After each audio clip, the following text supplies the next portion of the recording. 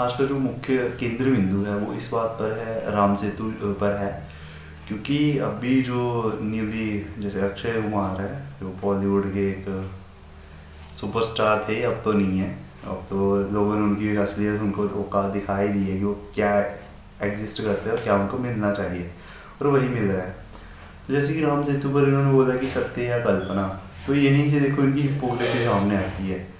और ये वैसे बंदे हैं, व्यक्ति हैं जो रामायण तो खुद इन्होंने पढ़ी नहीं है कभी भी, ना ये कभी पढ़ेंगे। क्योंकि जिसने रामायण पढ़ी है तो उसको तो पता ही है कि ये Ram Setu is important part of Ramayana, कि बहुत बड़ा इम्पोर्टेंट पार्ट है रामायण का।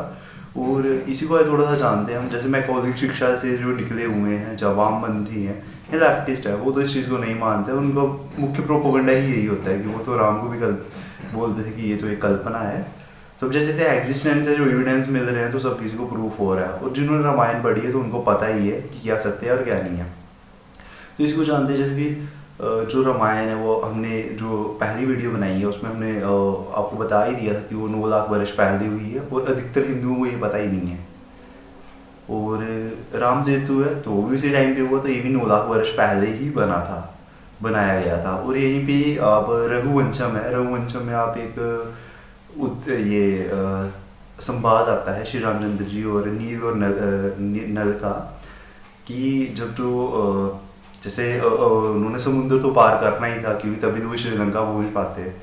तो उन्होंने बोला कि कोई हमें ये रास्ता मिल जाए कि कोई कि जिससे हम समुद्र पार कर पाए। तो नील और नल और नील दोनों ने उन्होंने बोला था कि हम आपको पुल बना देंगे। तो श्री रामचंद्र जी उनसे पूछते भाई पत्थर कैसे तैरेगा, पत्थर तो नहीं समुद्र में तैर सकता।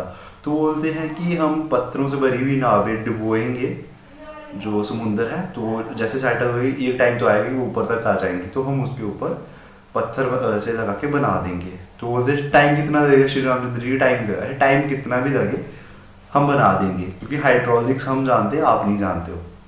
तो यहाँ से फिर वो बनाने की प्रक्रिया होती है। इवन जो राम सेतु है उसका जो डिज़ाइन है वो सबसे मेन इंपॉर्टेंट डिज़ाइन है, और वो जेड शेप में है।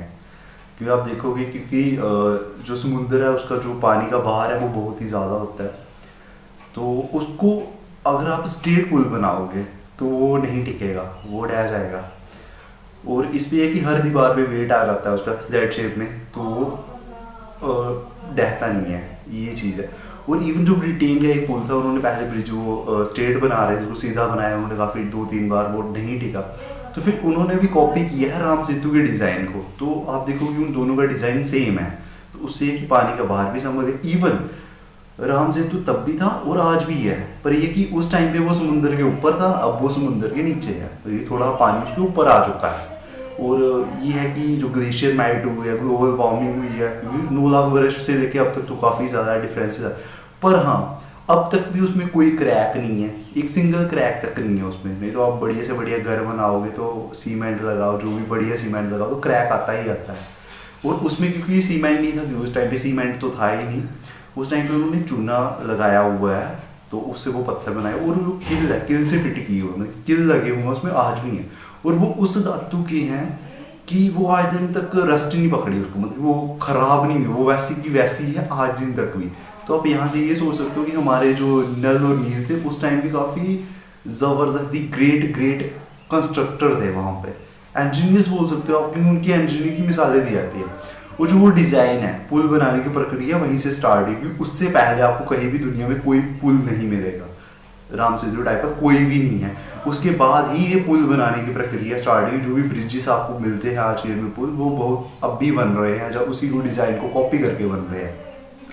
तो यहीं से ये चीज़ होती है। और हाँ, फिर लास्ट एंड इम्पोर्टेंट बात ये है, जैसे इन्होंने बोला कि श्री रामचंद्र जी कि हाँ भाई हमारी सेना तो चल जाएगी, बाहर तो सह लेगा। उसने बोला ये हमारा बाहर तो सह लेगा, हम जाएंगे और वापस भी आ जाएंगे इस पुल पे जाके, बट जो राक्षस हैं अगर वो इस पुल पे आए तो ये पुल डह जाएगा।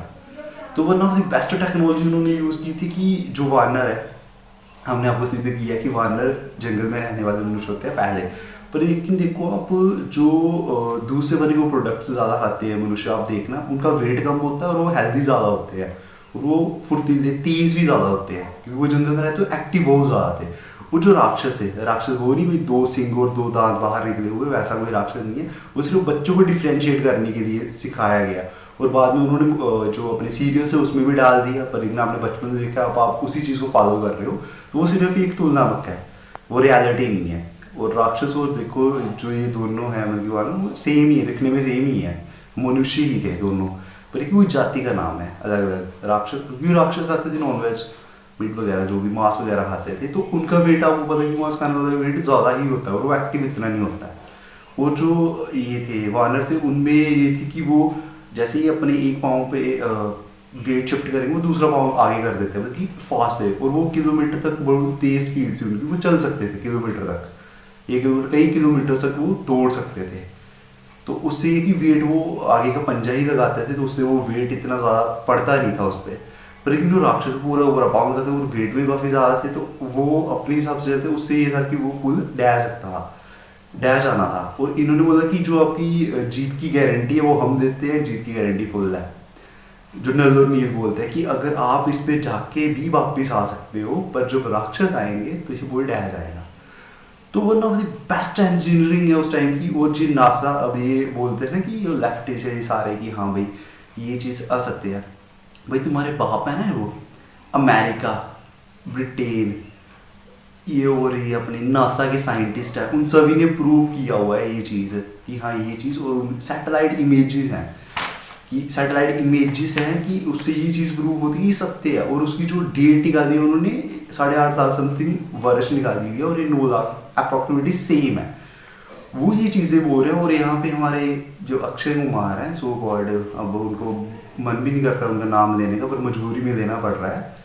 उन जैसे बांडव की वजह से ना हमारी संस्कृति धूमिल होती है। और बड़ी प्रॉब्लम क्या है, हिंदू खुद नहीं पढ़ते, उसने खुद नहीं पढ़ी होगी रामायण। मैं 110% गारंटी देता हूँ, आपको भी रघुवंशम पढ़ो जो पुस्तक है, उसमें आपको पूरा A to Z क्लियर मिलेगा। तो यहीं से ये टॉपिक तो क्लियर हो गया कि राम सेतु सत्य है और वो एग्जिस्ट करता है भाई, आज भी एग्जिस्ट करता है। अगर किसी के पास कुछ सोर्सेज है तो आप खुद जाके इन्वेस्टिगेट कर सकते हो, नहीं तो उसके ऊपर काफ़ी सारे रिसर्चेस पड़ी हुई हैं, पढ़ो उनको, जानो, देखो। सबसे इम्पोर्टेंट इतिहास है। तो उसके बावजूद भी अगर वो एग्जिस्ट करता है तो उसके बावजूद भी ये चीज़ें उठ रही हैं। आप हिंदू धर्म के खिलाफ बोल दो, सब चुप रहेंगे, पर किसी और धर्म के खिलाफ बोल दो, क्यों नहीं हिम्मत पड़ती है भाई। बाकी कुरीतियाँ तो बड़े सारे धर्मों में भी हैं और भी बहुत सारे हैं, उठाओ कभी वो आवाज़ उनमें, शाम तक आपकी लंका ना लगा दे, मुझे बताना ये चीज़ें। और यहीं पे हम बोलते हैं कि बॉलीवुड का ये जो गंदे एक्टर्स है जो गंदे फैला रहे हैं, इनका तो वाइकआउट होना ही चाहिए, और चल रहा है और होना चाहिए। और मैं तो कहता हूँ इनका हमेशा वाइकआउट करो। कल कोई अपनी इमेज, अच्छी इमेज भी देखा, अब आप यहीं से उदाहरण देखो, श्री रामचंद्र जी ने रावण को माफ़ नहीं किया क्योंकि उनको पता थी कि जो दुष्ट है उसको जीने का कोई हक नहीं होता। अगर वो उसको माफ़ कर देते, कल कभी ना कभी फिर से वो वही हरकतें करता।